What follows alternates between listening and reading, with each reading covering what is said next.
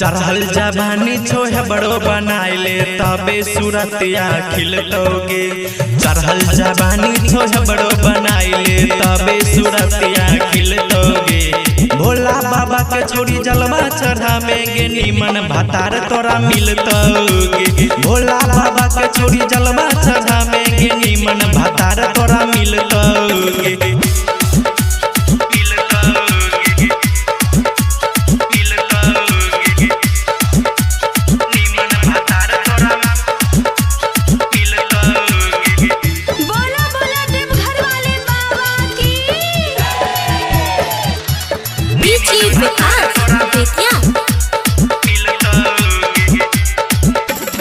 बारनी मन लागे गोरी जींस है टॉप में पोरे पोरे कसाइल छो देहिया ये तने गो उमार में।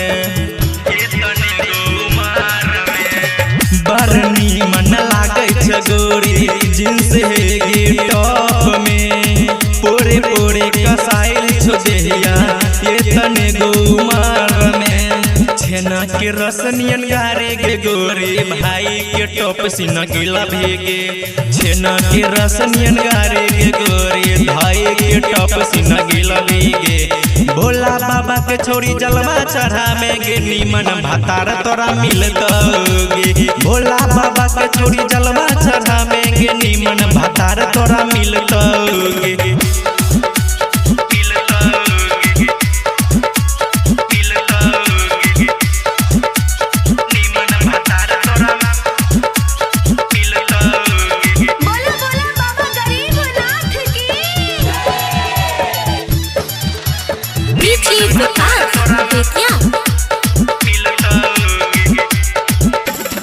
होठ के लाली से चुए छो देना रस लाले लाल गे। कसमस करे छो जवानी चढ़ के नया साल गे। होठ के लाली से चुए छो देना रस लाले लाल गे। कसमस करे छो जवानी चढ़ के नया साल गे। छेना के रसनियन गारे गे गोरी भाई के टॉप सीना गिला भेगे। छेना के रसनियन गारे गे गोरी भाई के टॉप सीना गिला भेगे। भोला बाबा के छोड़ी जलवा चढ़ावेंगे नीमन भातार तोरा मिलतोगे। भोला बाबा के छोड़ी जलवा चढ़ावेंगे नीमन भातार तोरा मिलतोगे।